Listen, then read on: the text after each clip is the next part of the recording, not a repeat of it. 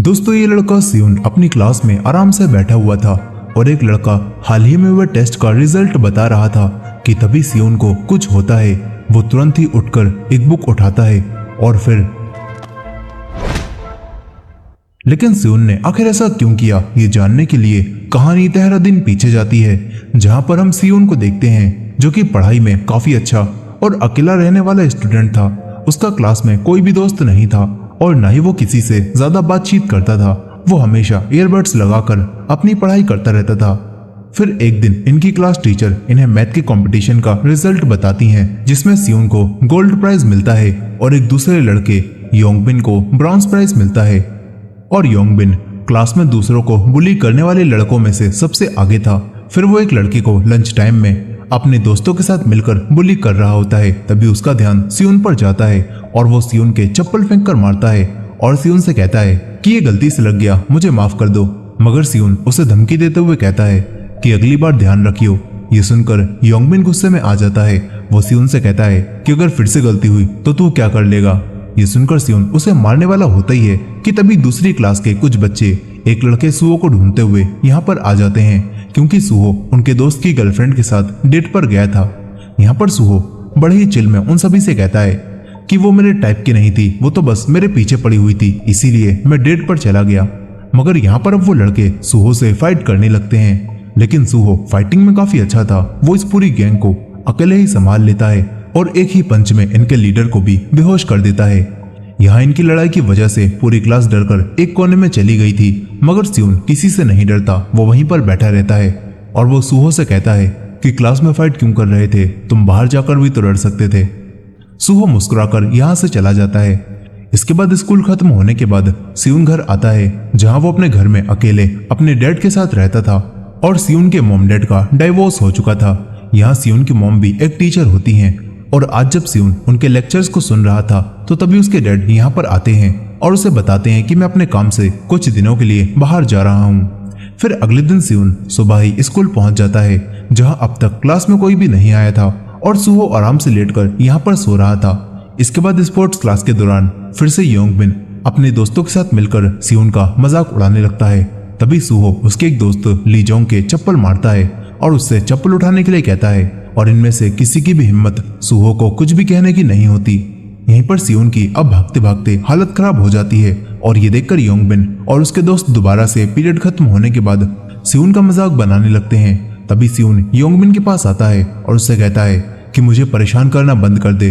तभी योंगबिन का दोस्त सियोन का गला पकड़ लेता है और सियोन अपने आप को नहीं छुड़ा पाता।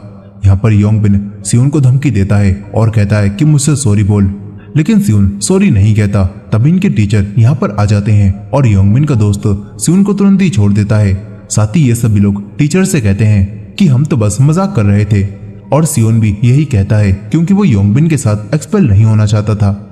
फिर स्कूल खत्म होने के बाद सियोन अपने घर आ जाता है और कुछ खाकर दोबारा से पढ़ाई करने लगता है। तभी उसके घर की डोरबेल बजती है और जब वो बाहर देखता है तो वहां पर वही लड़का सुहो होता है, जो कि डिलीवरी मैन बनकर कुछ डिलीवर करने आया था। वो भी सियोन को देखकर चौंक जाता है। यहाँ पर सियोन उससे कहता है कि मैंने तो कुछ भी ऑर्डर नहीं किया था, और रीचेक करने पर सुहो को पता चल जाता है कि वो गलत एड्रेस पर आ गया है। लेकिन यहाँ पर सुहो अब तुरंत वापस नहीं जाता। वो सियोन से कहता है कि अब मैं आ ही गया हूँ तो चलो मुझे पानी पिलाओ। यहाँ पर सुहो काफी फ्रेंडली होकर सियोन से बात करता है और फिर पानी पीकर थैंक्स बोलकर यहाँ से चला जाता है। अब इसके बाद अगले दिन इनकी क्लास में एक नया लड़का बोमसोक आता है और लंच टाइम होते ही योंगबिन और उसके दोस्त बोमसोक के पास आकर उसे भी परेशान करने लगते हैं। तभी सियोन योंगबिन से कहता है कि यहाँ से हट, ये मेरी सीट है। लेकिन योंगबिन अब नहीं हटता और सियोन से दोबारा से फाइट करने आने लगता है। तभी सियोन अपना पेन उठा लेता है और फाइट करने के लिए तैयार हो जाता है, मगर दूर बैठा सुहो इनसे कहता है कि इतना शोर मत करो, दिखता नहीं क्या मैं यहाँ पर सो रहा हूँ। सुहो को देखकर योंगबिन अभी सियोन से कुछ भी नहीं कह पाता और इसके बाद योंगबिन अपने दोस्तों के साथ एक पब में जाकर पार्टी करने लगता है। यहाँ पर उसके सारे दोस्त ड्रिंक कर रहे होते हैं और ये सभी लोग सियोन के बारे में बात करते हैं और योंगबिन कहता है कि उसे अच्छा सबक सिखाना पड़ेगा जो वो अपनी पूरी जिंदगी याद रखे। यहाँ पर लीजोंग योंगबिन से कहता है कि हमें उसके एग्जाम्स के साथ छेड़छाड़ करनी चाहिए, क्योंकि वो हमेशा ही फुल मार्क्स लाता है। अगर वो इस बार फुल मार्क्स नहीं ला पाया तो उसे सही सबक मिलेगा। वहीं पर सियोन अपने क्रैंप स्कूल में अभी भी पढ़ाई ही कर रहा होता है। अब यहाँ पर एक लड़का युंग भी योंगबिन और उसके सभी लोगों के लिए ड्रग्स लेकर आता है और यहाँ पर सभी लोग ड्रग्स लेने लगते हैं। यहीं पर योंगबिन युंग के पास आता है और उससे पूछता है कि अगर हम फेंटाइल को गर्दन पर लगाएं तो क्या होगा। इस पर युंग कहता है कि वहां पर लगाने से इसका नशा कम होगा, बस थोड़ा सा सर घूमेगा और चक्कर आएंगे। ये बताकर युंग पूछता है कि कुछ हुआ है क्या, लेकिन योंगबिन युंग को कुछ भी नहीं बताता और युंग उससे कहता है कि योंगबिन कोई पंगा नहीं चाहिए, इसलिए तुम लफड़ों से दूर रहना। मगर योंगबिन युंग की बात नहीं मानता। वो तुरंत ही उसी नए लड़के बोमसोक के पुराने स्कूल में अपने दोस्त के पास कॉल करता है और इधर सियोन भी अपने क्रैम्प स्कूल से जब वापस जा रहा होता है तो तभी दो लड़के उसे ड्रग्स डीलर समझकर ड्रग्स देने लगते हैं। तभी युंग उन्हें बताता है कि ये वो लड़का नहीं है। यहाँ पर सियोन उनसे कहता है कि रास्ते से हट, मगर वो लड़के अब सियोन से कहते हैं कि अगर मरना नहीं है तो हमसे तमीज से बात कर। मगर सियोन उनसे लड़ने के लिए तुरंत ही अपना पेन निकाल लेता है, मगर ये चीज युंग देख लेता है और वो बीच में आकर अपने दोस्तों को हटा देता है। यहाँ पर सियोन अब चुपचाप यहाँ से चला जाता है। अब इसके बाद इनके टेस्ट का दिन आ जाता है और यहाँ पर योंगबिन बोमसोक को बाहर ले जाता है और ड्रिंक पिलाकर उससे कहता है कि मैंने तेरे पुराने स्कूल में बात की थी और मुझे पता चला है कि तू वहां पर बहुत ज्यादा बुली होता था, इसलिए तूने यहाँ पर ट्रांसफर करा लिया है। यहाँ पर बोमसोक ये सारी बातें सुनकर घबरा जाता है, क्योंकि जिन चीजों से भागकर वो यहाँ पर आया था वही चीजें अब यहाँ भी शुरू हो सकती थी। मगर यहाँ पर योंगबिन उसे डायरेक्ट बुली नहीं करता। यहाँ पर योंग बोमसोक से कहता है कि मैं इस बारे में किसी को भी नहीं बताऊंगा, लेकिन तुझे बस सियोन के ये लगानी होगी। अब इसके बाद जब इनका एग्जाम शुरू हो जाता है तो यहाँ पर योंग बोमसोक को इशारा करता है, जिसके बाद बोमसोक सियोन की गर्दन पर हाथ मारता है और सियोन से कहता है कि वहां पर मच्छर बैठा हुआ था, इसीलिए मैंने ऐसा किया। ये बात सुनकर सियोन उससे कुछ भी नहीं कहता, मगर सियोन को नहीं पता था कि अब एक ड्रग उसकी गर्दन पर लग चुका है और इसी वजह से अब सियोन की हालत धीरे धीरे खराब होने लगती है और अपना एग्जाम भी वो ठीक से नहीं लिख पाता। उसका सर घूमने लगता है और वो तुरंत ही क्लास से उठकर चला जाता है। वो वॉशरूम में आता है और अपना चेहरा धोता है। फिर इसके कुछ देर बाद वो क्लासरूम में आकर शांति से बैठ जाता है। तभी उसे अपनी गर्दन पर वही फेंटाइल लगा हुआ मिलता है, जो देखकर वो सब समझ जाता है और फिर वो अपने आप को ही थप्पड़ मारने लगता है। ये देखकर पूरी क्लास हैरान रह जाती है और सोचती है कि सियोन आखिर खुद को क्यों मार रहा है। अब इसके बाद जब एक लड़का सभी को कुछ क्वेश्चन नंबर बता रहा होता है तो सियोन अपनी डेस्क पर मुक्का मारता है और सभी को शांत कराता है।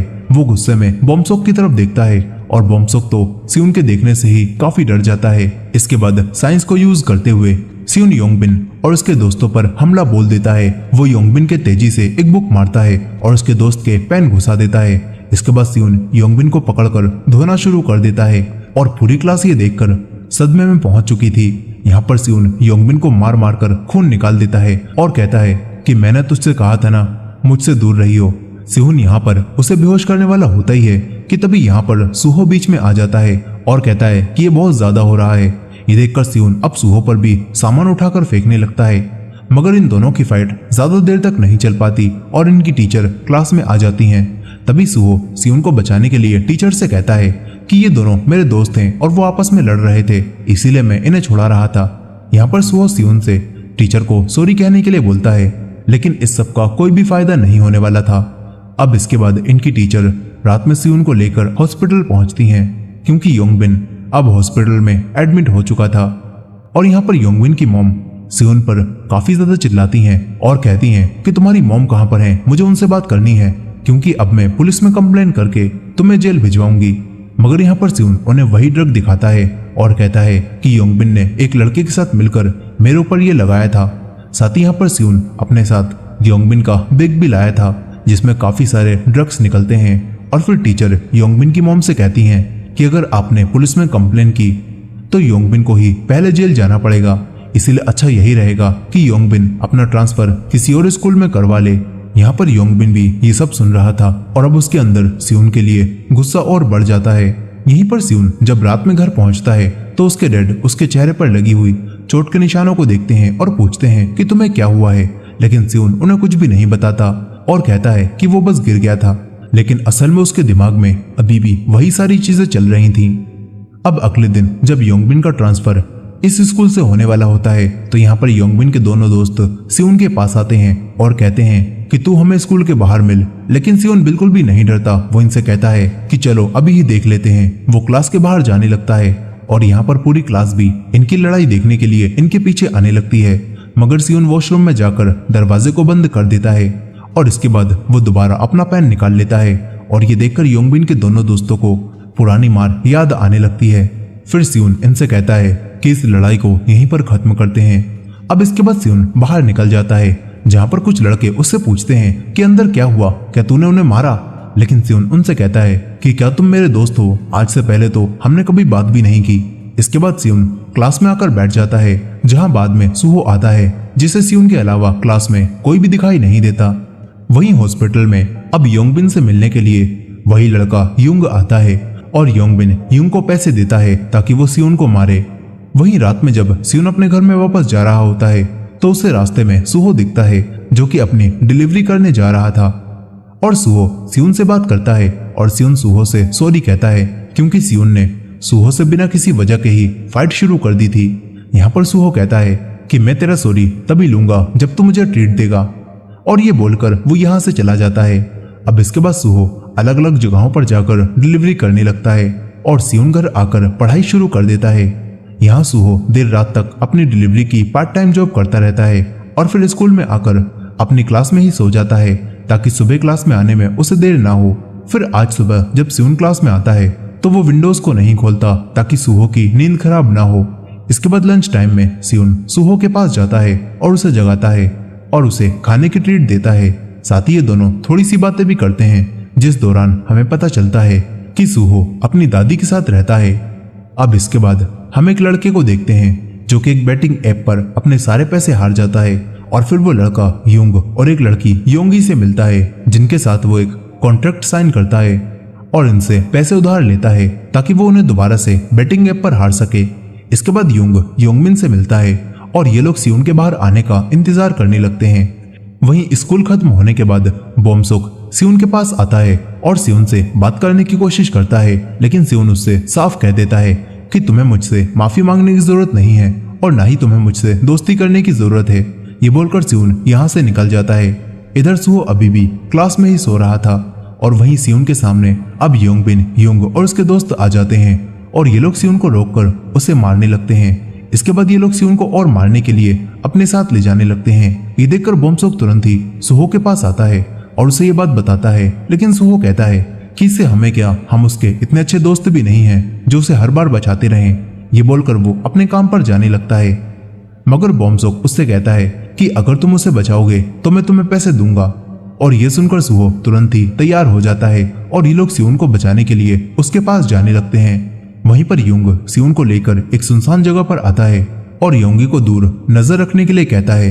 इसके बाद योंगबिन युंग से कहता है कि सियोन का हाथ तोड़ दे ताकि ये अपना एग्जाम ही ना लिख पाए। मगर सियोन अपनी समझदारी का इस्तेमाल करके आसपास की चीजों को देखता है और लड़ाई का पूरा प्लान बनाता है।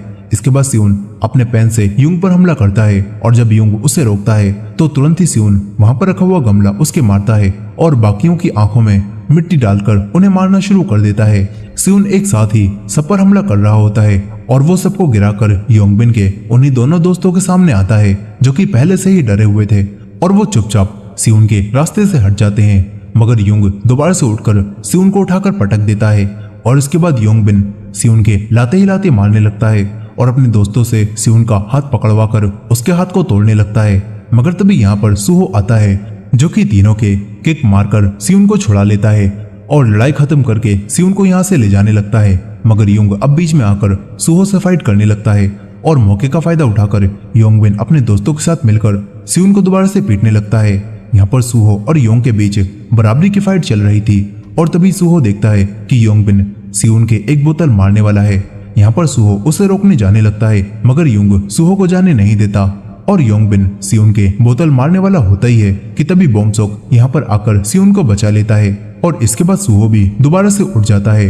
यहाँ पर अब योंग भी आगे लड़ाई लड़ने से मना कर देता है और अपने दोस्तों और योंगी को लेकर यहाँ से चला जाता है। जिसके बाद सियोन योंगबिन से कहता है कि इस लड़ाई को यहीं पर खत्म कर दे, नहीं तो इसका अंजाम अच्छा नहीं होगा। और ये बोलकर ये तीनों भी यहाँ से चले जाते हैं। अब इसके बाद सुहो बोमसोक और सियोन को लेकर अपने साथ एक रेस्टोरेंट में आता है और इस रेस्टोरेंट में भी सुहो काम करता है और इसी वजह से अब सुहो सियोन और बोमसोक से अपने काम में मदद लेता है। और यहाँ पर सियोन उससे पूछता है कि तुम दो दो जगह काम करते हो। इस पर सुहो कहता है कि मैं डिलीवरी की जॉब हफ्ते में बस 3 दिन ही करता हूँ। अब इसके बाद ये तीनों बैठकर खाना खाने लगते हैं और बोमसोक सियोन से माफी मांगता है और बताता है कि योंगबिन ने मुझे धमकी दी थी और वो सब जानबूझकर करवाया था। यहाँ पर सियोन बोमसोक से अब कुछ भी नहीं कहता। फिर इसके बाद रात के समय बोमसोक सुहो की इंस्टा प्रोफाइल देखने लगता है और उसे फॉलो भी करता है इस उम्मीद में कि शायद अब सुहो और सियोन उसके अच्छे दोस्त बन जाएं। वहीं दूसरी तरफ हम सियोन को भी देखते हैं जो कि पहली बार अपनी मॉम का लेक्चर सुनते हुए आज सो गया होता है, क्योंकि आज पहली बार उसने एहसास किया था कि दोस्तों का होना कैसा लगता है। अब इसके बाद हम एक आदमी गिलसू को देखते हैं जो कि जबरदस्ती युंग योंगी और इनके दोस्तों से काम करवाता है।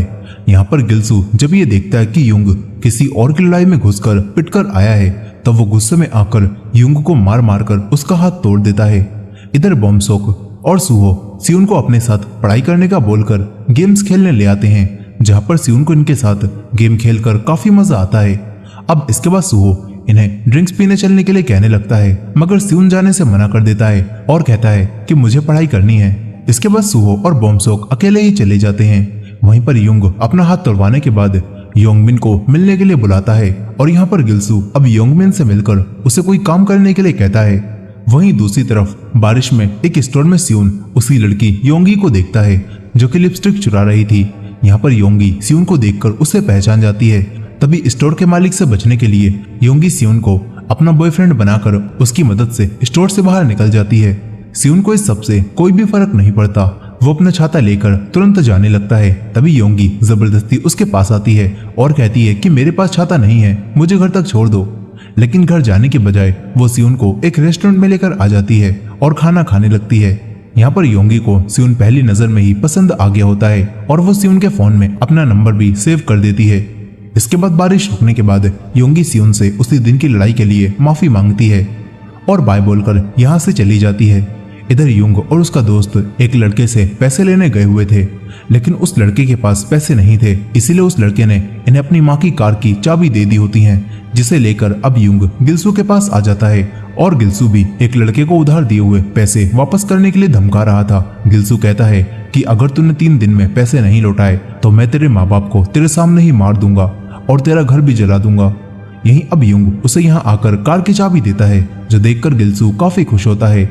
अब अगले दिन जब योंगबिन अपने पुराने स्कूल से सामान लेने गया हुआ था तो यहाँ पर वो सियोन, बोमसोक और सुहो से बात करता है और कहता है कि तुम एक बार बस मेरे वकील से इतना कह दो कि वो ड्रग्स मेरे नहीं थे, इससे मैं जेल जाने से बच जाऊंगा। योंगबिन अब सियोन से काफी ज्यादा रिक्वेस्ट करने लगता है और इसलिए सियोन योंगबिन की बात मान जाता है और उसके साथ वकील के पास जाने लगता है। लेकिन योंगबिन इन तीनों को धोखा देकर गिलसू और बाकी सभी के पास लेकर आता है और इनमें सियोन को वही लड़की योंगी भी दिखती है। यहाँ अब गिलसू इन तीनों से कहता है कि देखो, तुमने फाइट करके युंग का हाथ तोड़ दिया और इस वजह से मेरा काफी खर्चा हो गया है। गिलसू कहता है कि मैं अब तुम्हें 3 दिन का समय दे रहा हूँ, मुझे 15 मिलियन वोन ला कर दो, तभी मैं ये केस बंद करूंगा।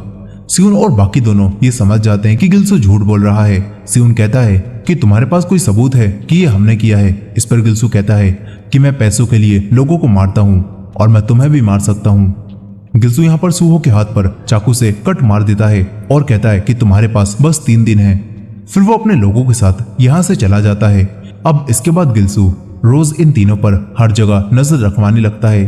गिलसू के लड़के हर जगह इन तीनों का पीछा करने लगते हैं और इससे परेशान होकर सियोन अब उसी लड़की योंगी को कॉल करके मिलने के लिए बुलाता है। वो अपना हुलिया बदलकर योंगी के पास आता है। सियोन यहाँ पर योंगी से पूछता है कि आखिर ये गिलसू कौन है और वो क्या करता है। इस पर योंगी अब उसे बताती है कि हम सब अनाथ थे, लेकिन गिलसू ने हमें रहने के लिए घर और खाने के लिए खाना दिया, जिसके बदले में वो हमसे काम करवाता है और वो काफी खतरनाक इंसान है।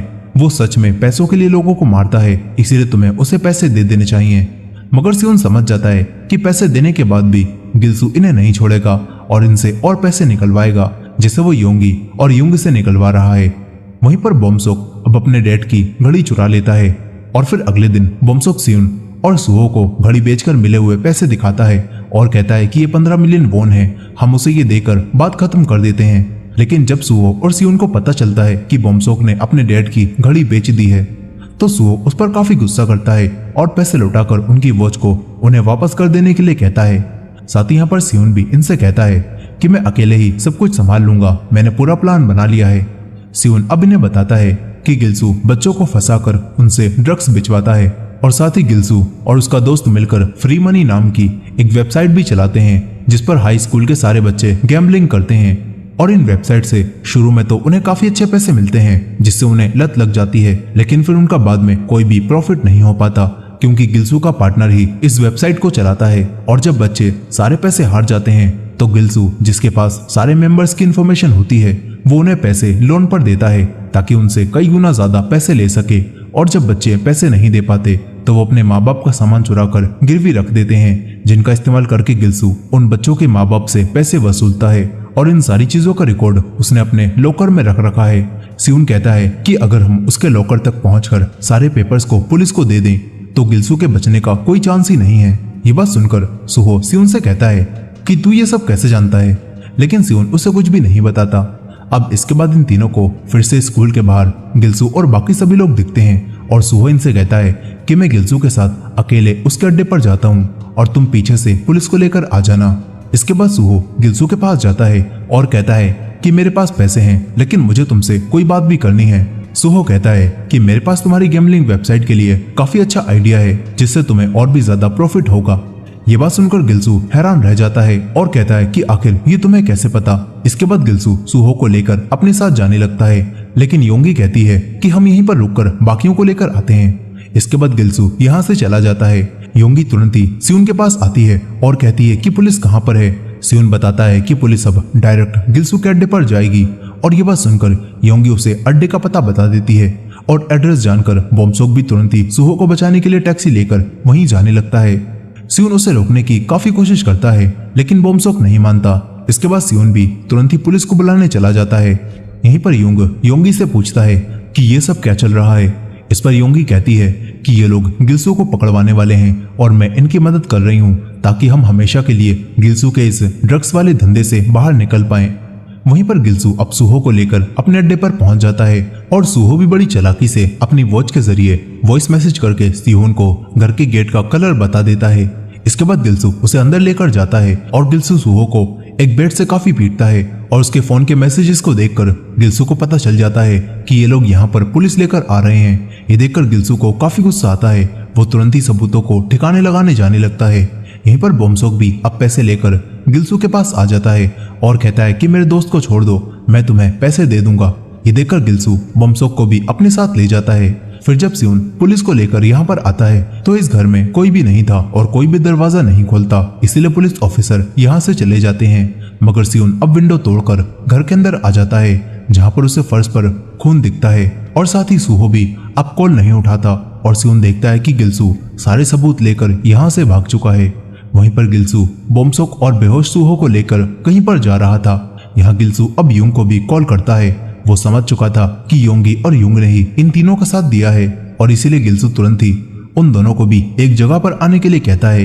यहाँ पर यूंग समझ जाता है कि अब क्या होने वाला है और वो योंगी को अपना क्रेडिट कार्ड देकर उससे कहता है कि तुम कुछ दिनों के लिए इस शहर से दूर चली जाओ। फिर वो अकेला ही गिल्सू के पास जाने लगता है।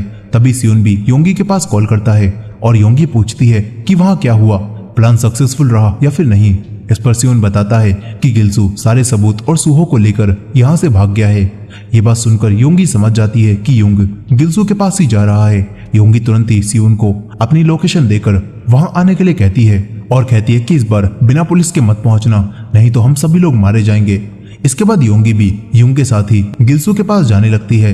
इधर सियोन को भी अब लोकेशन मिल जाती है और वो भागकर इनके पास आने लगता है। फिर कुछ देर बाद यूंग योंगी के साथ गिल्सू के पास आता है जहाँ पर गिल्सू ने सुहो और बोमसोक को यहाँ पर बांध रखा था और सुहो को अब होश आ जाता है। कुछ देर बाद सियोन भी इसी जगह पर पहुंच जाता है और वो यहाँ पर खड़ी हुई गाड़ियों को देखकर ये समझ जाता है कि गिल्सू और बाकी सभी लोग यहीं पर हैं। सियोन तुरंत ही पुलिस को कॉल करके यहाँ पर आने के लिए कहता है। वहीं गिल्सू अब यूंग से पूछता है कि तूने मुझे धोखा क्यों दिया। गिल्सू अब यूंग को काफी बुरा मारने लगता है और योंगी को भी बंधवा देता है। इसके बाद वो यूंग के एक दोस्त को बुलाकर योंगी और योंगू को जान से मार देने के लिए कहने लगता है। मगर यूंग का दोस्त उसे नहीं मारना चाहता था। इधर सियोन भी अब इनके पास ही आ रहा होता है और अब गिल्सू भी सुहो और बोमसोक के पास आकर उन्हें चाकू से मारने वाला होता ही है। लेकिन अब तभी यूंग गिल्सू को उठाकर पटक देता है और कहता है कि अब हम तुझसे और नहीं डरने वाले। इसके बाद यूंग गिल्सू से फाइट करने लगता है, लेकिन गिल्सू चाकू उठाकर यूंग के ऊपर हमला करता है और उसे गिरा देता है। तभी योंगी भी उसके सर पर कुछ मारती है और चाकू उठाकर गिल्सू के बाकी साथियों को मारने की धमकी देने लगती है।